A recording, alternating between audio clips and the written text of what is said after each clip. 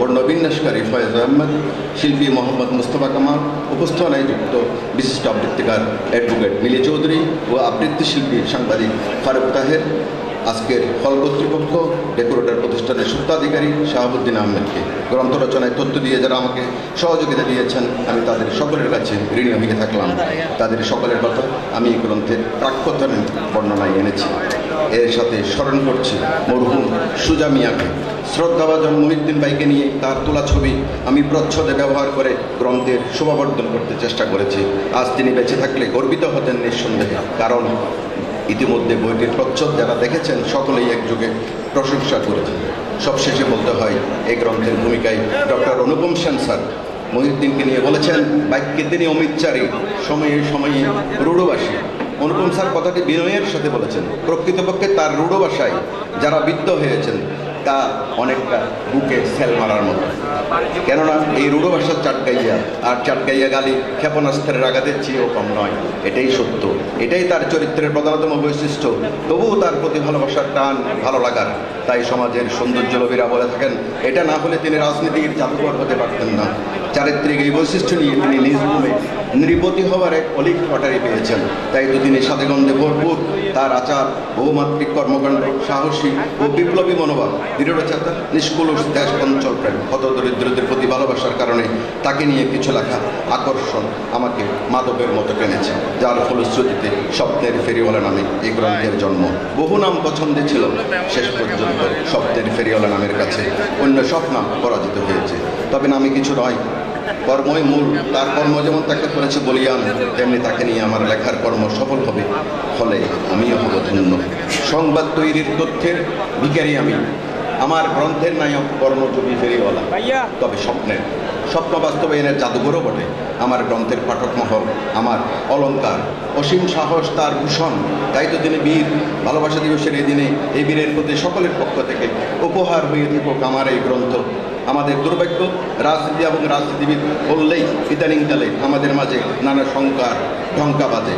আসলে প্রকৃত রাজনীতিবিদ হওয়া যে কত কঠিন, এবং এর নেপথ্যে ঘটনা রয়েছে যে কত ত্যাগ, কত লাঞ্ছনা বঞ্চনা, কত জেল জুলুম, কষ্ট, বিপদ আপদ সবই থেকে যায় অদৃশ্য। এই অদৃশ্য ঘটনাগুলো দেখলে, জানলে, শুনলে তাদের স্থান হয়ে যায় জনহৃদয়ের মণিকোঠায়। তাই তো আমি গ্রন্থের গানের কলিতে উপমা দিয়েছি, মুক্তির মন্দিরে শুকানো তলে কত প্রাণ হলো বলিদান, লেখা আছে অশ্রু জলে। মহিউদ্দিন চৌধুরীর জীবন চলার পথে তার রাজনীতি, সামাজিক কর্মকাণ্ড, সাহস, পরিশ্রম ও নিজ ট্র্যাজেডি, প্রিয় কন্যা টুম্পার অনাকাঙ্ক্ষিত অকাল মৃত্যুর সময় তার জীবিত মুখ দেখতে না পারা, সর্বোপরি এই চট্টগ্রামের স্বার্থে সর্বাগ্রে অবস্থান গ্রহণের বিভিন্ন ঘটনাগুলি আমার হৃদয়কে স্পর্শ করেছে, যা আমি গ্রন্থে তুলে ধরেছি। এই গ্রন্থ লেখার কাজে যারা সহযোগিতা দিয়েছেন, বিভিন্নভাবে পরিশ্রম করেছেন, ভূমিকা লিখে মান্যবর প্রফেসর ডক্টর অনুপম সেন এই গ্রন্থের সরোবর বৃদ্ধি ঘটিয়েছেন। আজকের অনুষ্ঠানে শতব্যস্ততা বাদ দিয়ে ঢাকা থেকে অতিথি হয়ে মাননীয় মন্ত্রী ইঞ্জিনিয়ার মোশাররফ হোসেন সহ যারা এসেছেন, স্থানীয়ভাবে যারা নিজেদের প্রয়োজনীয় কাজ বাদ দিয়ে অনুষ্ঠানে যোগ দিয়েছেন, এবং যারা একটু পরে আমার গ্রন্থ আলোচনায় যুক্ত হবেন, তাদের প্রত্যেককে আমি কৃতজ্ঞতা জানাচ্ছি। মহিউদ্দিন ভাই, মোশাররফ ভাই, নাসির ভাই, আপনারা রাজনীতিবিদ, মানুষ আপনাদের ভালোবাসে, শ্রদ্ধা করে। আপনাদের ত্যাগ তিতিক্ষা সালাম হাজার। সকলকে আমার অভিবাদন ও সাদর আমন্ত্রণ। আমি একটু সময় নেওয়ার জন্য দুঃখিত। সন্ধান জানেন, সে পথে নিজে যান এবং অন্যদের সে পথের সন্ধান দেন। প্রযুক্তি উদ্ভাবক স্টিভ জবস বলেছেন,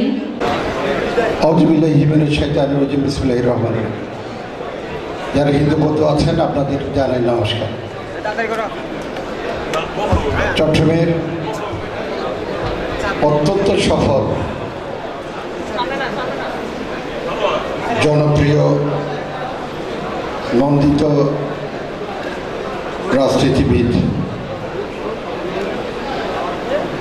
চট্টগ্রামের মাঠে মানুষের নেতা, আপামর জনতার নেতা জনাব আলহাজ মহিউদ্দিন চৌধুরী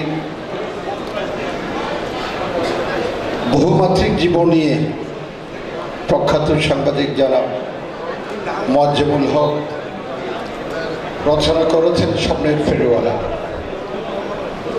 এই স্বপ্নের ফেরিওয়ালা বইয়ের মরক উন্মোচন অনুষ্ঠান আজকে এই অনুষ্ঠানের সম্মানিত সভাপতি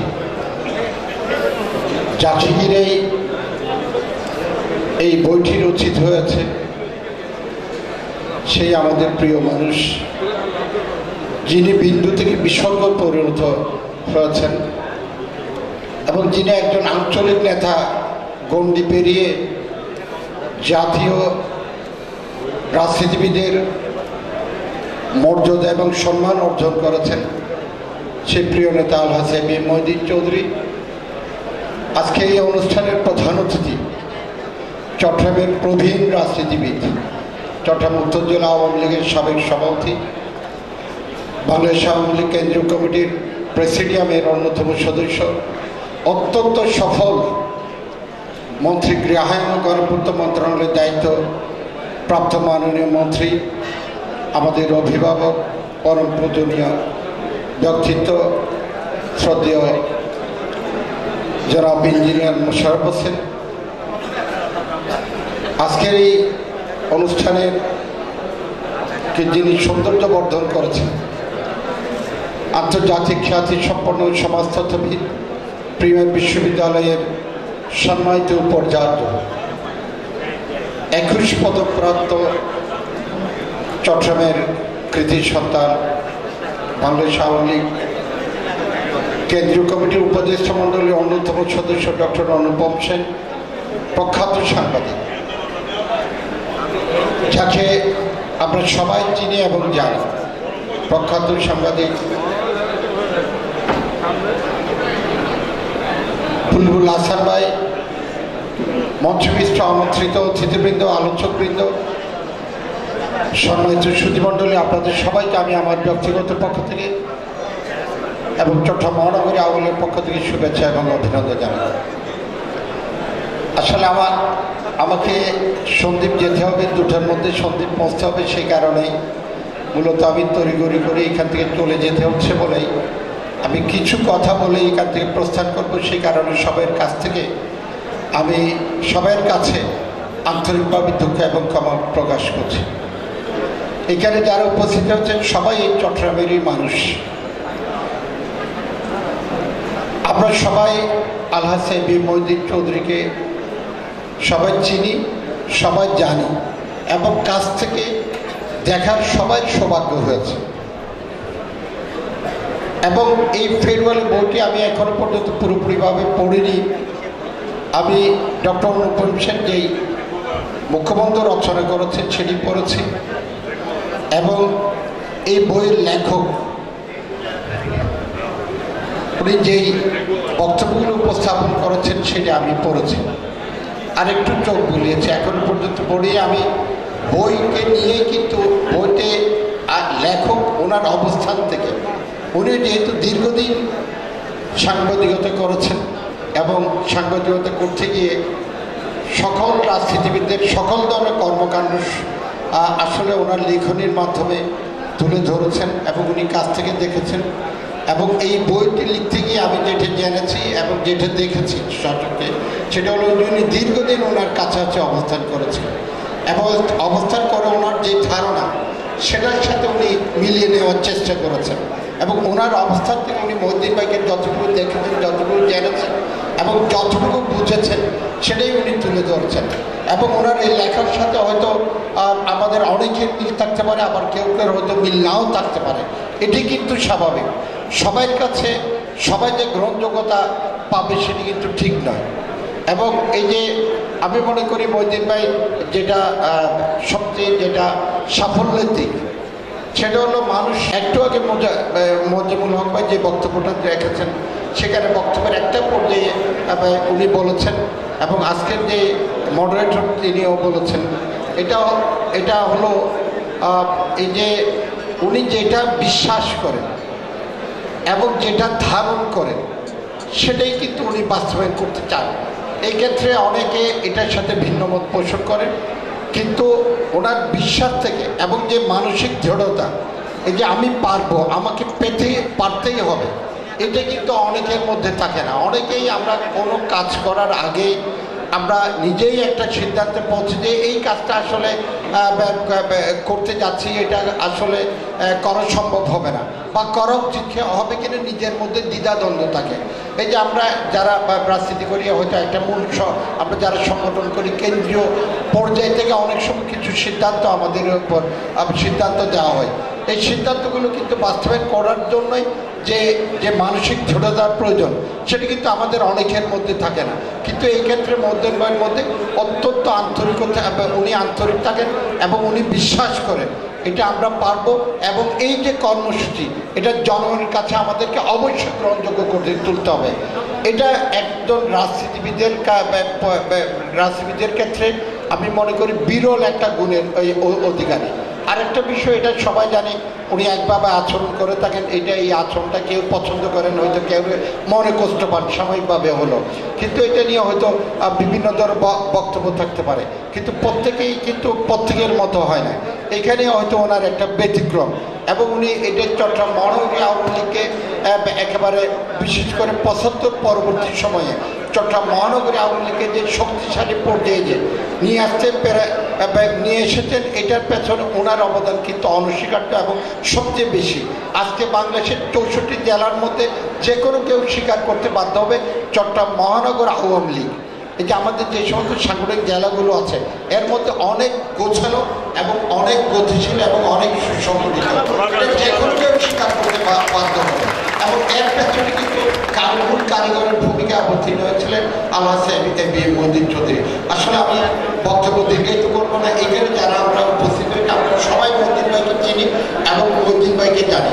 আমি ওনার জন্য আল্লাহ রাব্বুল আলামিনের কাছে দোয়া করি, উনি সুস্থ থাকুন, আল্লাহ রাব্বুল আলামিন ওনাকে যাতে দীর্ঘায়িত করুন এবং উনি যে বিশ্বাস নিয়ে এই নীতি এবং আদর্শ ধারণ করেন, এই যে আমরা প্রত্যেকেই আমরা আন্তরিকতার পরিচয় দিতে হবে। বিশেষ করে আমরা যারা মুক্তিযুদ্ধের চেতনা ধারণ করি, আমরা যারা এই যে বঙ্গবন্ধুর আদর্শ ধারণ করি, আমরা যারা বঙ্গবন্ধুর আদর্শ বাস্তবায়নের জন্য অঙ্গীকারবদ্ধ, আসলে আমরা প্রত্যেকেই কিন্তু এখন আমাদেরকে চিন্তা করতে হবে আমরা একটা কঠিন সময় পার করছি। আজকে বাংলাদেশের মানুষকে নিয়ে ষড়যন্ত্র হচ্ছে, এবং এই ষড়যন্ত্র যারা করছেন তারা কিন্তু এই দেশের স্বাধীনতায় বিশ্বাস করে না, এবং একটি মৌলবাদী সাম্প্রদায়িক শক্তি এবং তাদের আশ্রয়দাতা, তাদের বিশ্বস্ত সহস্র বলবো আমি, এই কারণে বিএনপি নামক দলটি, এবং এই দলটি আজকে দেশের বিরুদ্ধে ষড়যন্ত্র করছে, নিজের সাধারণ মানুষের পেট্রোল বোমা নিক্ষেপ করে, অগ্নিদগ্ধ করে, নিষ্ঠুরভাবে যে পরিকল্পিতভাবে টার্গেট করে যে হত্যা করছে, এই বিষয়টা সুস্পষ্ট। এই কারণে আমরা যারা এই দেশের দেশপ্রেমিক নাগরিক আছি, আমরা যারা মুক্তিযুদ্ধের চেতনা বিশ্বাস করি, আমাদের প্রত্যেককে কিন্তু সর্বস্থান থেকে এগিয়ে আসতে হবে, এবং প্রত্যেকেই কিন্তু আজকের দায়িত্ব পালন করতে হবে, এবং প্রত্যেককেই কিন্তু ভূমিকা রাখতে হবে, এবং সাধারণ জনগণকেও আসলে আমাদের সাথে সম্পৃক্ত করতে হবে। এখন আর নীরব থাকার কিন্তু কোনো সুযোগ নেই, এবং নীরব থাকা আমি মনে করি একটা অপরাধ এবং মৌনতাই সম্মতির লক্ষণ। আমি যদি নীরব থাকি, আমার যে অর্পিত দায়িত্ব সেটা যদি পালন না করি, তাহলে বোঝা যাবে যারা আজকে সহিংসতা তৈরি করছে, যারা আজকে নাশকতা করছে, যারা বিশৃঙ্খলা সৃষ্টি করছে, যারা আজকে নিরীহ মানুষ, সাধারণ মানুষকে হত্যা করে দেশকে অর্থনৈতিকভাবে ধ্বংস করতে চায়, এবং তারা পাকিস্তানি বাপদার এই দেশকে পরিচালিত করে উগ্র সাম্প্রদায়িক মৌলবাদী রাষ্ট্রে পরিণত করতে চায়, আমি মনে করি তাদেরকে সমর্থন করা বা তাদেরকে উৎসাহিত করা। সেই কারণে বিশেষ করে আমরা যারা রাজনৈতিক কর্মী আছে, বিভিন্ন মূল সংগঠন শুরু করে অঙ্গসহযোগী সংগঠন, আমাদের প্রত্যেকেই কিন্তু আন্তরিকতার সাথে এগিয়ে আসতে হবে, এবং আন্তরিকতার সাথে এগিয়ে আসার জন্যই আমি আপনাদের প্রত্যেকের কাছে বিনয়ের সাথে উদাত্তভাবে আহ্বান জানিয়ে আমি মহিউদ্দিন ভাইয়ের উত্তর সমৃদ্ধি কামনা করে এবং মহিউদ্দিন ভাইয়ের দীর্ঘায়ু কামনা করে আমি আমার বক্তব্য শেষ করছি। জয় বাংলা, জয় বঙ্গবন্ধু, জয় নিচতা, তার ব্যক্তিত্ব ব্যাপক গভীরে, স্থূল ও নোংরা মানুষদের পছন্দ করেন না, ক্ষমতাবানদের পদলেখন করেন না, একেবারে ঘনিষ্ঠজনদেরও অবৈধ কোনো সুযোগ দিতে চান না। তার সম্পর্কে অনেক ভুল ছড়ানো আছে। তার আকাশ ছোঁয়া জনপ্রিয়তা, ব্যক্তিত্ব ও সম্মোহনী শক্তির ঈর্ষান্বিতরাই এটা সৃষ্টি করেছেন। সুপ্রিয় সুধী, এই পর্যায়ে বক্তব্য রাখার জন্য বিনীতভাবে অনুরোধ করছি বিশিষ্ট রাজনীতিবিদ জনাব মাইনুদ্দিন খান বাদল এমপি। তার আগে সিভিইউ পেট্রোকেমিক্যালের পক্ষ থেকে আজকের তারকা আলহাজ ABM মহিউদ্দিন চৌধুরীকে উত্তরীয় পরিয়ে দিবেন জনাব মাইনুদ্দিন খান বাদল এমপি। লড়াই করেছি স্বপ্নের সাথে বাস, অস্ত্রেও শান দিয়েছি যেমন, শস্য করেছি চাষ। একই হাসি মুখে বাজিয়েছি বাঁশি, গলায় পড়েছি ফাঁস। আপোষ করিনি কখনোই আমি, এই হলো ইতিহাস।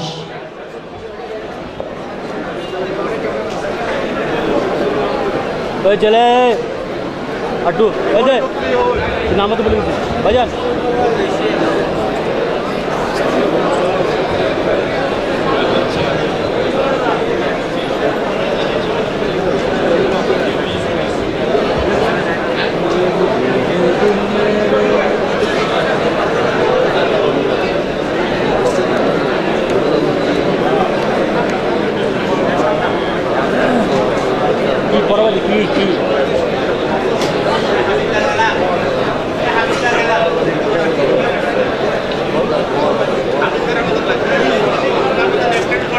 মাইনুদ্দিন খান বাদল এমপি ও সিভিইউ পেট্রোকেমিক্যালের চেয়ারম্যান জনাব শামীম আহমেদ সহ অন্যান্যরা।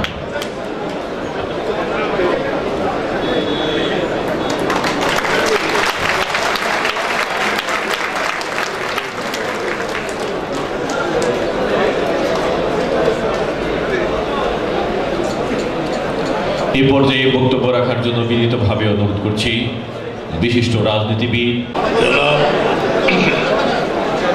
জনাব সভাপতি, আজকের অনুষ্ঠানের মধ্যমণি জনাব ABM মহিউদ্দিন চৌধুরী, প্রধান অতিথি চট্টগ্রামের প্রবীণতম রাজনীতিবিদ মাননীয় মন্ত্রী জনাব ইঞ্জিনিয়ার মোশাররফ হোসেন ও অন্যান্য নেতৃবৃন্দ এবং আজকের অনুষ্ঠানে উপস্থিত ভাই ও বোনেরা, আজকের অনুষ্ঠানটায় আসার আগে থেকে I am little bit confused যে কি বলবো কি বলবো না। তার কারণ বসন্তের প্রথম দিনেই অশান্ত মানুষের নিয়ে আলোচনা করা একটু কঠিন। আজকে আবার ভালোবাসার দিন, কিন্তু ছবি যেটা টাঙানো হয়েছে সেটা ভালোবাসার সন্ত সেই ইটালীয় সেন্টের চেহারার সাথে মিল আছে।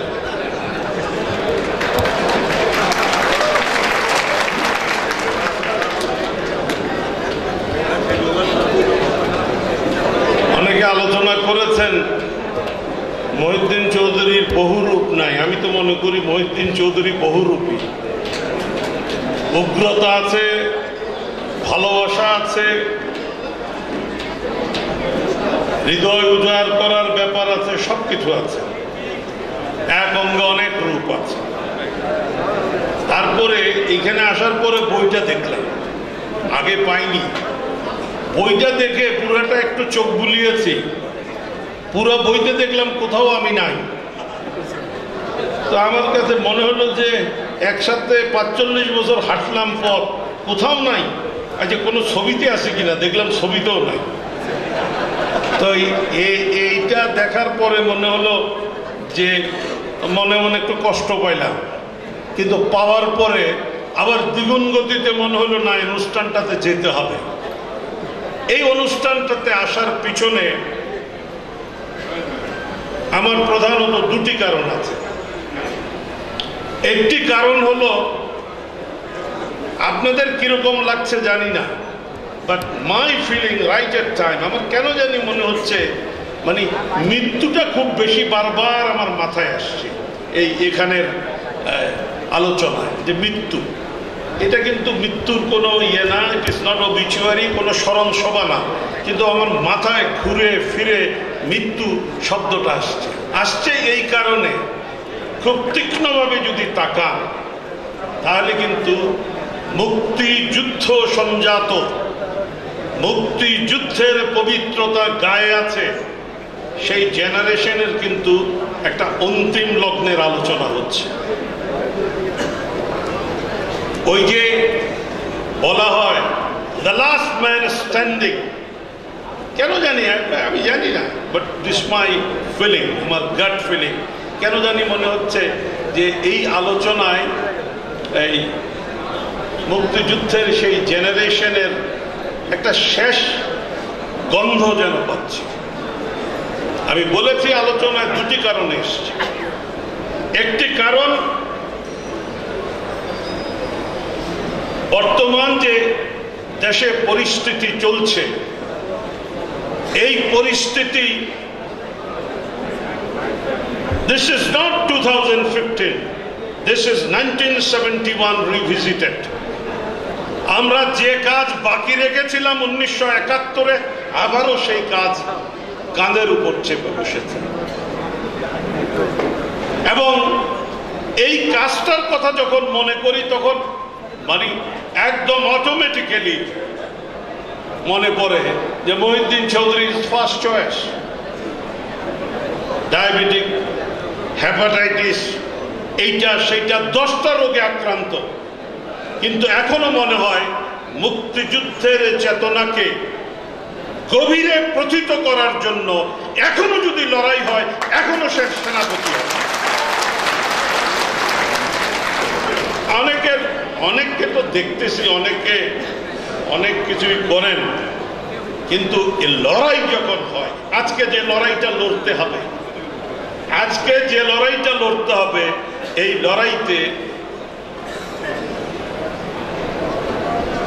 লড়াইতে মহিউদ্দিন চৌধুরী তো দ্রোণাচার্য, বিদ্ধ হতে পারে, কিন্তু এখনো এই হারে শক্তি আছে। এই লড়াই ওই মুক্তিযুদ্ধের চেতনায় আবৃত কোনো মানুষ ছাড়া এই লড়াই কমপ্লিট করা যাবে না। আমি মাননীয় নেত্রীকে, আমাদের নেত্রীকে স্মরণ করিয়ে দেব, সারা দেশে লক্ষ্য করুন, আপনার চতুর্পাশে লক্ষ্য করুন, এখনো মুক্তিযুদ্ধের চেতনায় আবৃত মানুষগুলো দাঁড়িয়ে আছে। এখনো তারা আপনাকে বলছে এক চুলও আমরা সরে আসবো না, আমরা শেষ দেখতে চাই যারা বাংলাদেশের উপর অভিশাপ নামিয়ে দিয়েছে।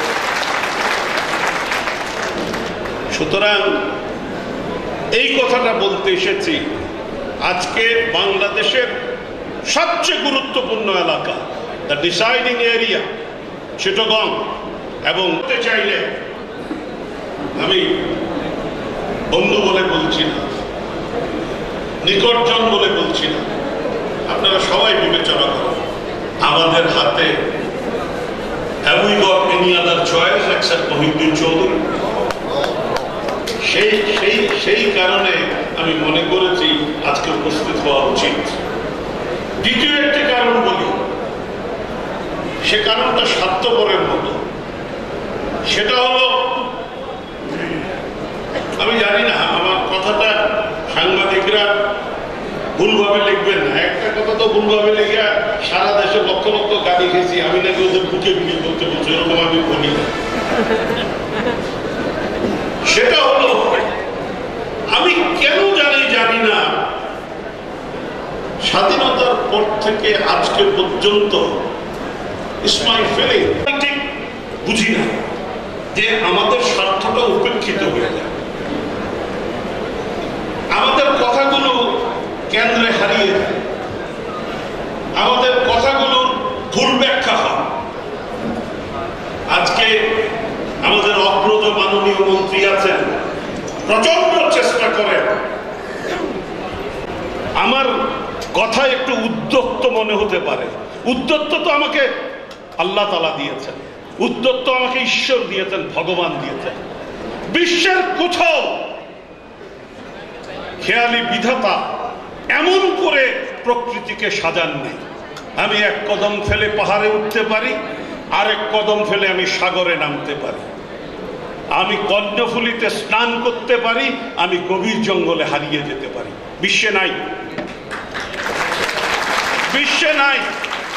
তো আমার এটা আছে, এটা আছে বলেই আমি জন্মসূত্রে উচ্চাভিলাষী, এটা আছে বলেই চাটগাঁয়েরা জন্মসূত্রে বোধহয় কথাবার্তার মধ্যে একটু ভিন্নতা চলে আসে। লক্ষ্য করেন প্রকৃতির পাশাপাশি বিধাতা কিভাবে ঢেলে দিয়েছে। বাংলাদেশটা তো পুরোটাই ছিল, সারা বাংলাদেশ আমার কাছে পবিত্র জায়গা, কিন্তু সারা বাংলাদেশের মানুষকে স্বীকার করতে হবে পবিত্রতম জায়গা চট্টগ্রাম, এখান থেকে স্বাধীনতার ঘোষণা হয়েছে। বাংলাদেশের অন্য জায়গায়ও রেডিও টেলিভিশন ছিল, ঘোষণাটা চট্টগ্রামের মৃত্তিকা থেকে হয়েছে। লক্ষ্য করুন বাংলাদেশ পুরাটা ছিল, পূর্ব পাকিস্তান ছিল, 6 দফার ঘোষণা চট্টগ্রাম থেকে হয়েছে। বিবেচনা করুন আমার পূর্বপুরুষরা ব্রিটিশের যে রাজত্ব, সমস্ত বিশ্বে কোথাও ব্রিটিশের রাজত্বে বলা হতো সূর্য ডুবে না, আমার পূর্বপুরুষরা সূর্য ডুবিয়েছে চট্টগ্রাম। তো এইটা যাদের আছে তাদের কথাবার্তা একটু ভিন্নতা হবে। আপনারাই বলেন, স্ট্যাটিস্টিক্সের কেন্দ্র বলে যে বাংলাদেশের প্রায় 42% সম্পদ এখানে তৈরি হয় চট্টগ্রামে। তার মানে প্রতি 1 টাকার 42 পয়সা আমরা জোগাড় করি। আমার অনেক এমপি বন্ধু আছেন যারা বলেন যে আপনারা এরকম ভাবে বলেন কেন, আপনাদের পোর্ট চট্টগ্রামে বইলা এই আপনার পোর্ট কি আপনাদের একার নাকি? তাই আমি তাদেরকে বলি পোর্ট আমাদের একার, মানে আমরা তো কখনো বলিনি পোর্ট আমাদের একার, কিন্তু এটা তো ঠিক, পোর্টটা তোর বাড়িতে না, পোর্টটা আমার বাড়িতে, এইটা তো ঠিক। পোর্টটা তো রাজশাহী না, পোর্টটা দিনাজপুর না, পোর্টটা এখানে। তখন আমার মাথায় বিবেচনা আসে যে কি দিচ্ছেন আপনারা চট্টগ্রামকে, কি দিচ্ছেন।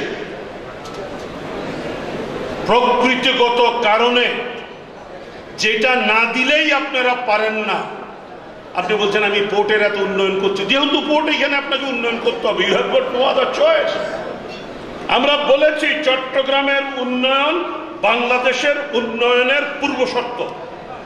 আপনি যখন চট্টগ্রামে 4 লাইন রোড করেন, রাস্তা করেন, চট্টগ্রামের মানুষ ব্যবহার করবে নাকি? এই রাস্তা দিয়ে তো সারা দেশের জিনিসপত্র চলে যাবে।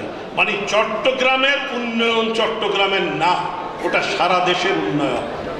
কিন্তু তারপরও যখন দেখছি, কারণ আমি পার্লামেন্টে বহুবার চিৎকার করেছি, এখনো টানেল শুরু হয়নি, এখনো টানেল শুরু হয়নি। কর্ণফুলীর টানেল আমরা দেখতে চাই, কালুরঘাট সেতু এখনো শুরু হয় নাই, কক্সবাজার পর্যন্ত রেল লাইন শুরু হয় নাই। আমাদের নেত্রী সাংঘাতিক ভালোবাসেন চট্টগ্রামে, তার কারণ তার ব্যক্তিগত জীবনেও চট্টগ্রাম জড়িত আছে।